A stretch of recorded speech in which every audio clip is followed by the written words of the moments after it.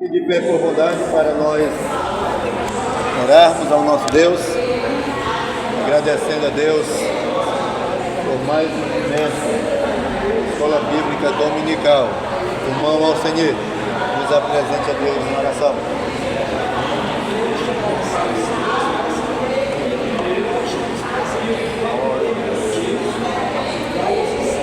Sim, Deus. Conceda, Pai, sabedoria. Esteja com Deus. Paulo. Amém. Professor Paulo. Esteja com Deus. Eu vou organizar aqui esse negócio aqui. Ele. Aí eu peguei bem aqui no centro de casa. Ah, Natan.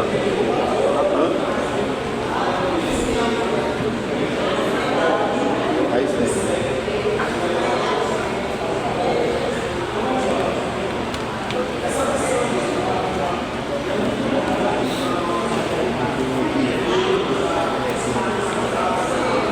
Os irmãos da paz do Senhor. Paz do Senhor.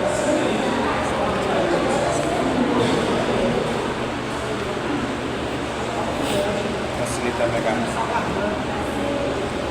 Pela graça de Deus, hoje nós começamos mais um trimestre e vamos estudar um assunto muito interessante para o nosso fortalecimento, para nosso aprofundamento a respeito de nossas origens.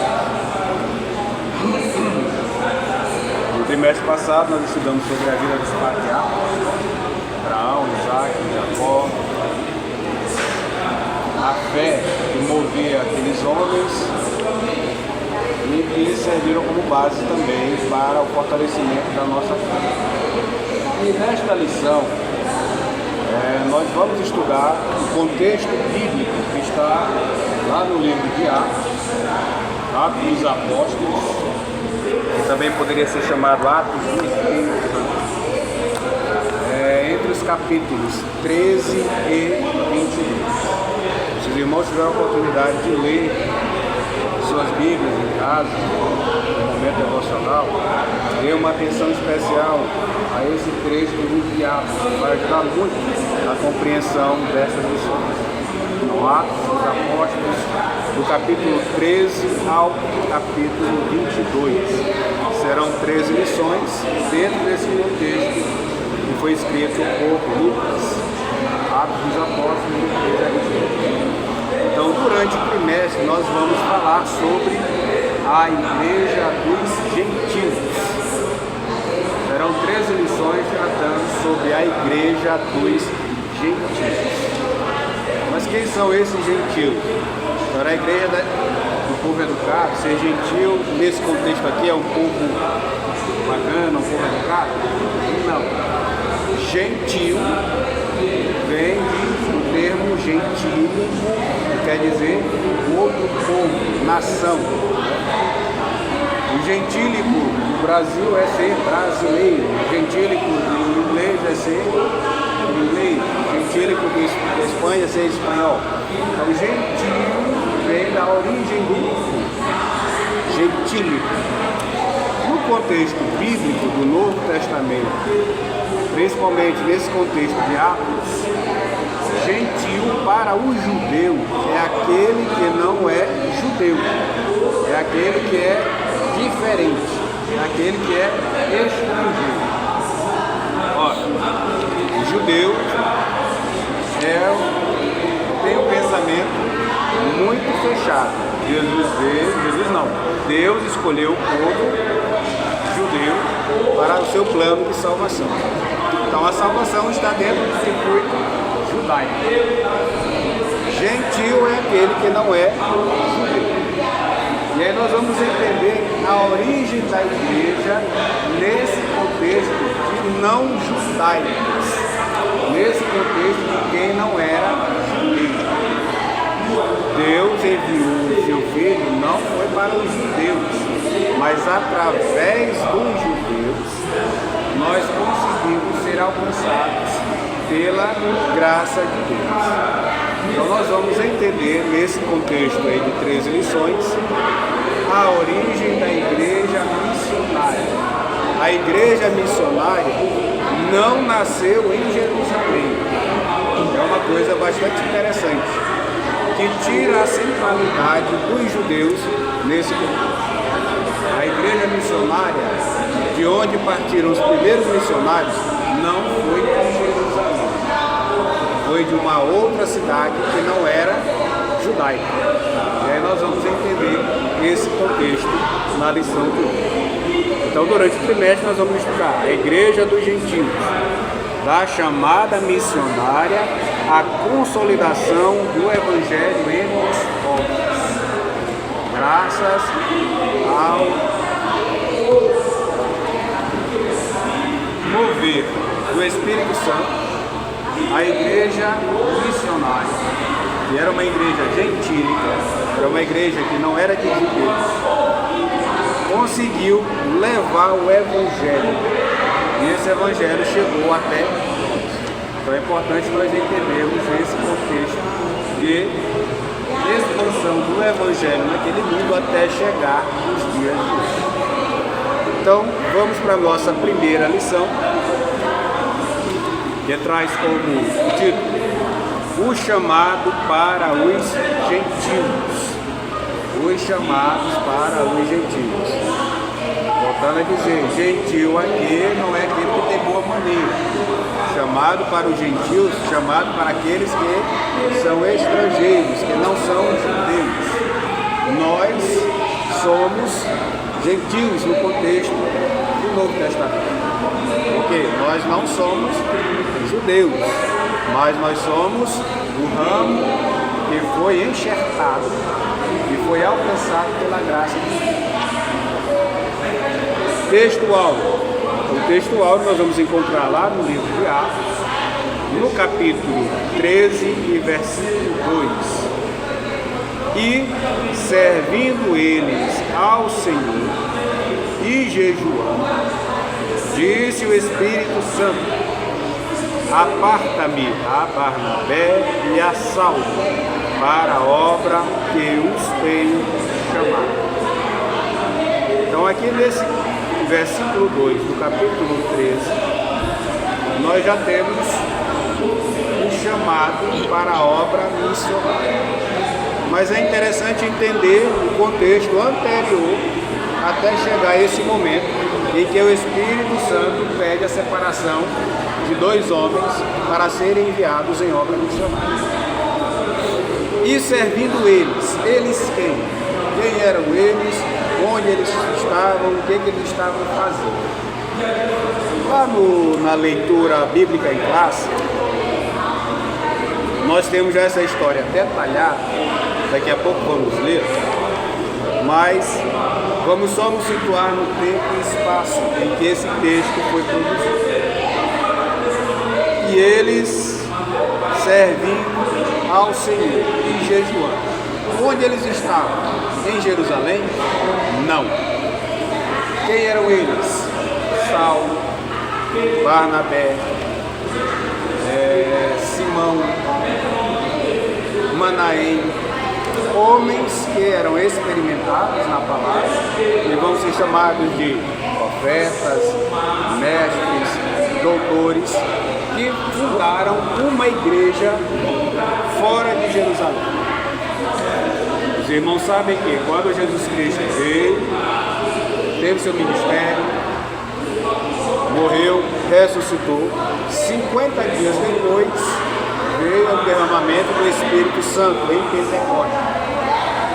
Daí tem um chamado e uma missão, que eles deveriam não ficar só em Jerusalém, mas que eles deveriam pregar a palavra em toda a Judeia, Samaria e até os confins da terra.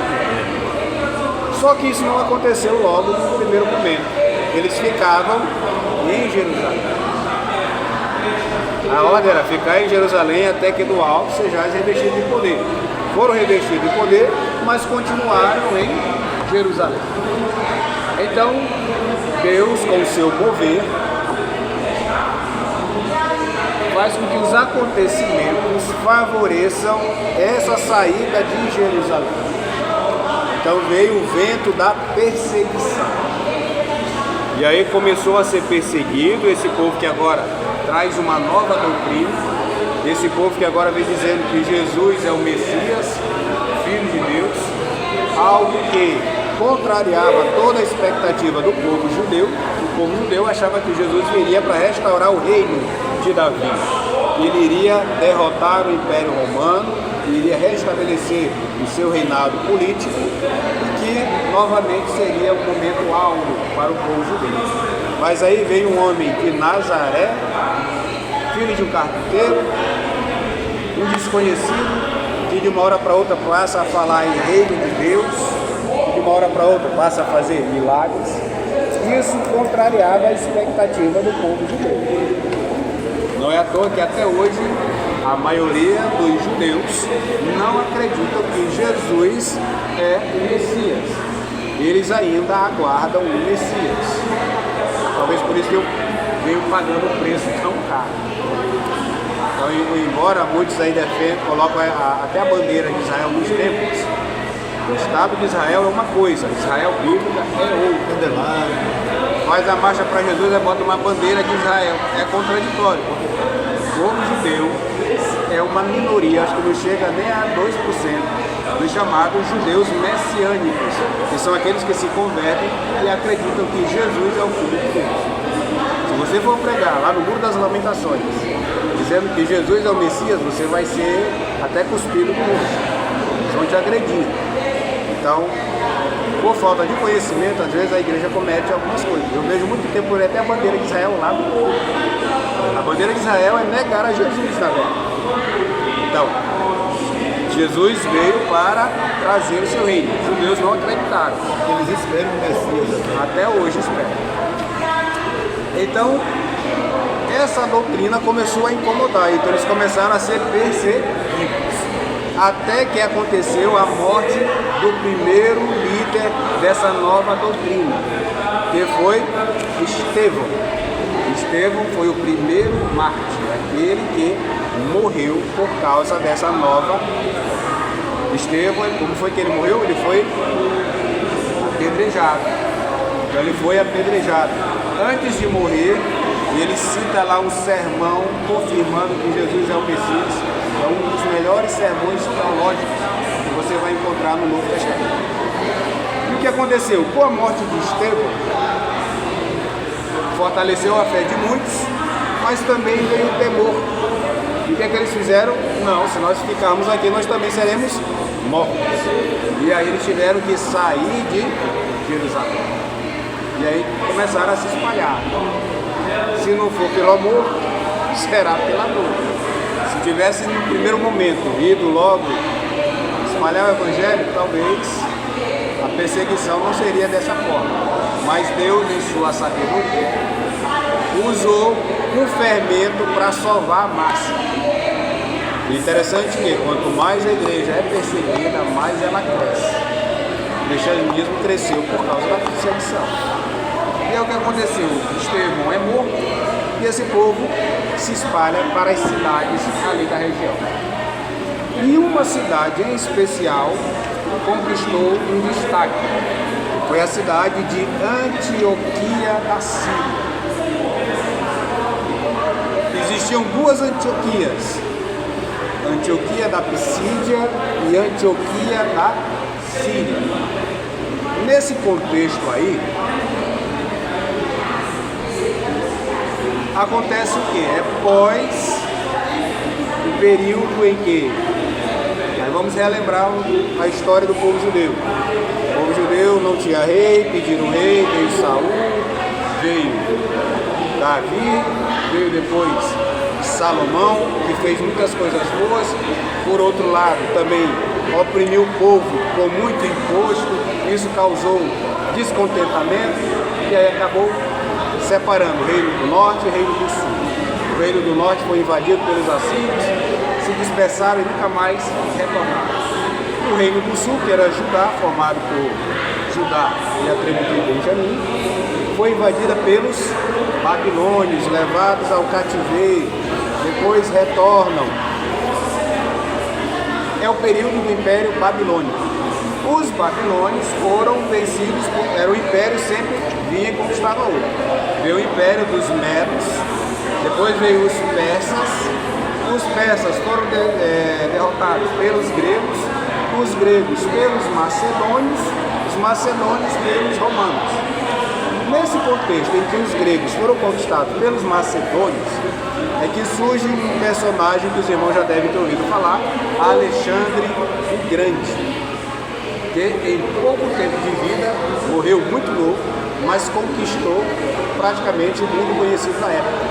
Chegou às portas da Índia. Morreu muito novo, não tinha nem 40 anos quando morreu. Aos 24 anos já era o imperador de um dos maiores impérios.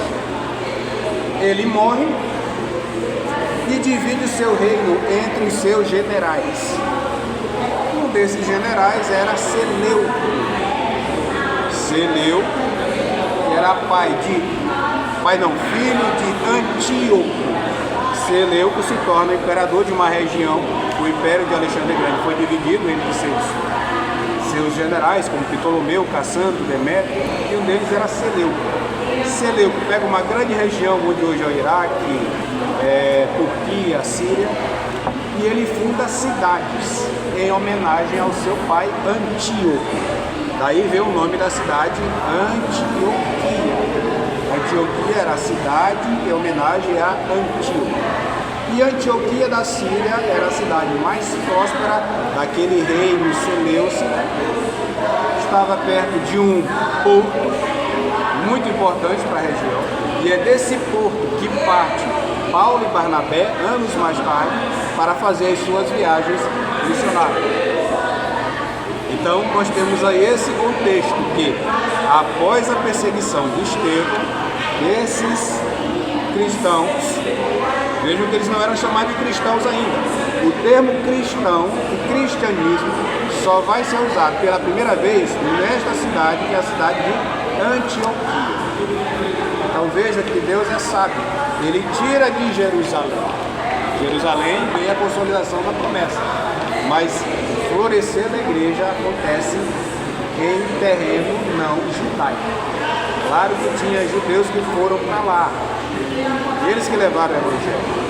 Mas é a consolidação da igreja acontece em território não judaico. Então é nessa cidade, Antioquia da Síria, que eles estavam reunidos e formaram uma igreja muito próspera. E servindo eles ao Senhor. Era uma igreja que era movida pelo Espírito Santo e, como o próprio texto diz, o Espírito disse a eles, a comunhão deles era firme na fé, na demonstração da palavra.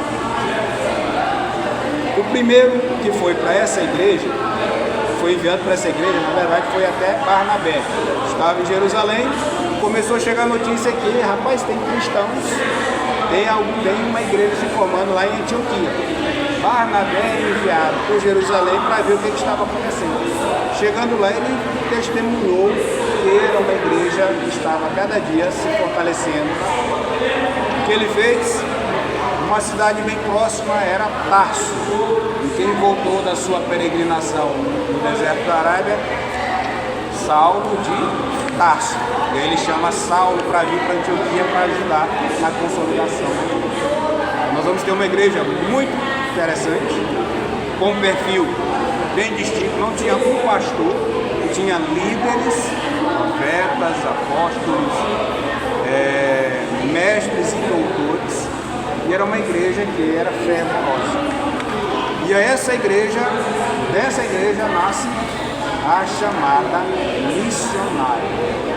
E é exatamente após esse contexto todo, formação da igreja, que estava presente Barnabé e Saulo, é que vamos ter aqui o capítulo 2, o versículo 2 do capítulo 13. E servindo eles ao Senhor, e jejuando, consagravam-se. Disse o Espírito Santo: apartai-me a Barnabé e a Saulo para a obra que os tenho chamado. Barnabé e a Saulo, apartados para a obra que Deus chamou. Que obra era essa? A obra missionária. Verdade prática. Quando a igreja ouve o Espírito, o Evangelho avança e vidas são alcançadas para a glória de Deus. Então, as decisões da igreja, elas têm que partir de onde? Do Espírito, ouvir a voz do Espírito.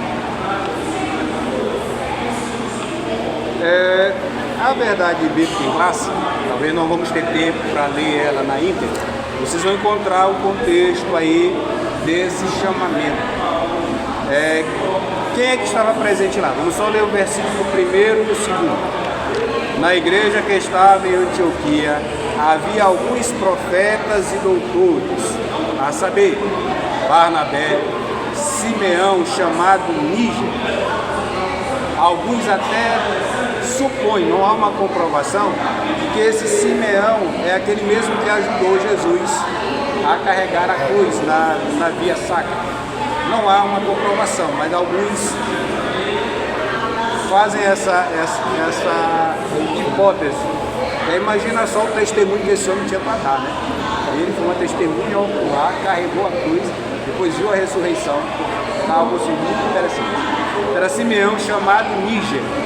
Ele era o Simeão negro. Níger quer dizer que ele era negro. E Lúcio, Cirineu. Alguns vão dizer que esse Lúcio aqui é Lucas, que se apresenta também lá como Lúcio. E Manaém, que fora criado com Herodes, o tetrarca, e Saulo. Manaém, que já era um ancião, que serviu a Herodes, o tetrarca, Herodes esse que mandou matar João Batista. Então vejam que eram homens diferentes, de diferentes origens, mas experimentados. E Saulo. E quem foi que Deus chamou? Deus chamou Barnabé, talvez o mais preparado em termos de fé, em termos de origem da igreja lá em Jerusalém. E não chamou logo o segundo melhor. Interessante que ele chama o último da lista, o primeiro e o último. Na relação que está no capítulo 1, começa com Barnabé e termina com...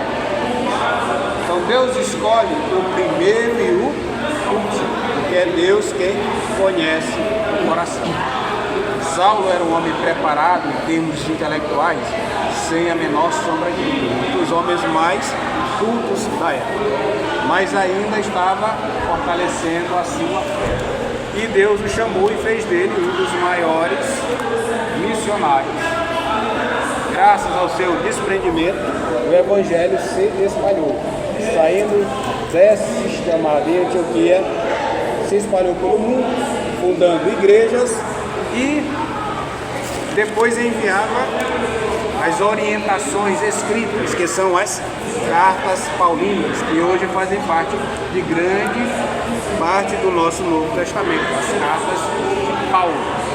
Dessa viagem missionária, fundava a igreja e aí depois, preocupado, mandava a orientação através de suas cartas. E aí nós vamos ter essas cartas escritas pelo apóstolo Paulo. Então vamos lá para a nossa introdução. Estou falando muito rápido, tá tranquilo? Alguma dúvida? Introdução. Na íntegra, que você falou agora, na íntegra, completo? Como? Na íntegra, completo, né? Completo.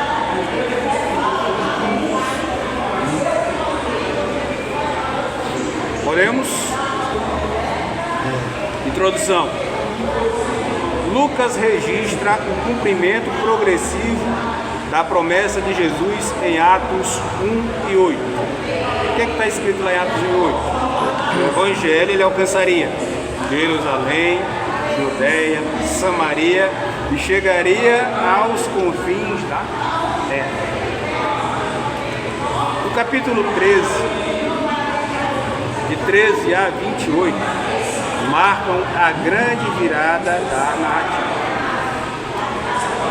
quando o foco deixa de ser Jerusalém e passa a Antioquia. No caso, Antioquia da Síria. É dessa igreja, caracterizada por diversidade, pessoas de vários locais, pós-perseguição, se encontram e se fixam nesta cidade. Vamos ter desde um ex-perseguidor, Saulo, até um ex-servo de Herodes o Tetrarca, que mandou decapitar João Batista. Nós vamos ter Simeão, Barnabé, pessoas de diferentes origens. Então nós temos uma diversidade como característica dessa igreja. Sensibilidade espiritual e prática missionária madura, que o Espírito convocou Paulo e Barnabé para a evangelização dos gentios.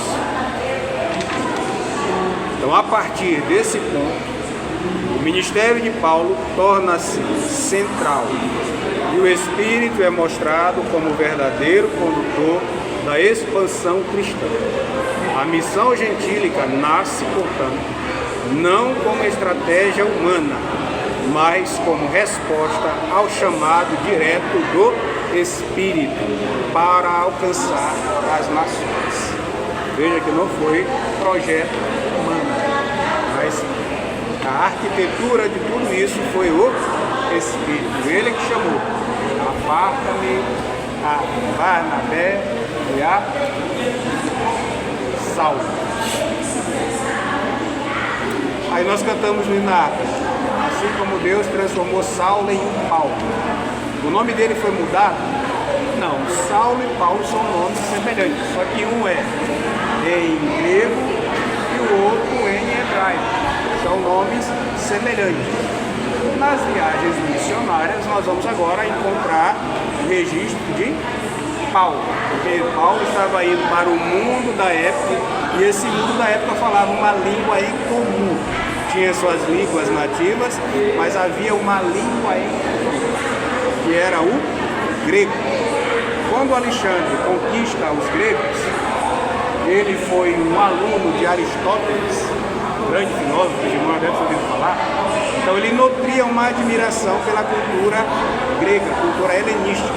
E ele fez isso quando expandiu o seu império.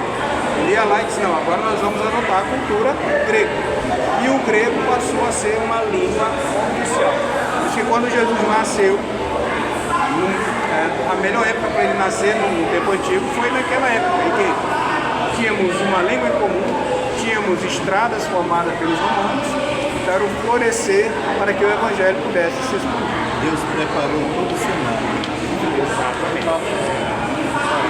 Saulo era grego? Significava grego? Saulo? Não, Saulo em grego é Paulo. Ah, em grego é Paulo. Em grego é Paulo. E Saulo? São semelhantes. Por exemplo, se você falar Tiago em português, mas se tu falar James em inglês é a mesma coisa. Eu quero saber, Saulo era Hebraico. hebraico? Isso. E ele era cidadão romano, do Império Romano. Ele nasceu em Tarso. Tarso fazia parte de uma província romana, então ele também era um cidadão romano. Ok? Na época, nós tínhamos uma língua de ofício, que era o latim, mas a língua predominante das relações era o grego. Por isso que era comum ter. Jesus nasceu no contexto que falava que tinha o latim, tinha o grego, tinha o hebraico e ainda tinha o aramaico. Então era muito comum você ter várias línguas no contexto histórico da época. Realmente, quem fazia essa viagem aí sempre falava mais de uma língua. Isso é algo muito comum. Vamos para o primeiro ponto: o nascimento da missão gentil. Então, na introdução, nós entendemos como foi formada a igreja em Antioquia, qual o contexto. Antioquia fazia parte do Império Antioquia, a cidade de Antíoco, foi fundada pelo filho de Antíoco, Seleu, e nesse contexto nasce essa igreja. E dessa igreja, formada por características de homens de origens diferentes, mas tinha uma unidade espiritual. Se submetia através do jejum, da oração. Vejam que eles estavam jejuando, orando. Quando o Espírito se manifesta, impede que sejam separados dois homens, Barnabé e Saulo, para a obra que Deus tinha chamado. Então aí vem o nascimento da missão gentílica. Primeiro subponto. Antioquia, um centro escolhido por Deus. Fundada por Seleuco Nicator, em 300 a.C., Antioquia da Síria tornou-se a terceira maior cidade do Império Romano, atrás apenas de Roma e Alexandria. Culturalmente grego-helenista, abrigava significativa população judaica e exercia forte influência intelectual e comercial, contando com um porto que ficava em torno de 20 quilômetros de distância, que era o porto de Seleuca. Desse porto que parte Barnabé e Saulo na primeira viagem missionária. Foi ali que os discípulos foram chamados cristãos pela primeira vez. Não por acaso, Deus escolheu Antioquia como base da missão gentílica, transformando aquela igreja em um centro de envio às nações, uma verdadeira base missionária do envio às nações. Veja que em Antioquia que nasce a igreja missionária, a igreja gentílica. A primeira igreja nasce onde? Em Jerusalém, no dia de Pentecostes. Mas aí Deus disse que tinha que se sair de Jerusalém. Então veio uma igreja gentílica e a primeira igreja missionária. A primeira a se preocupar com o envio e expansão do evangelho para outros povos.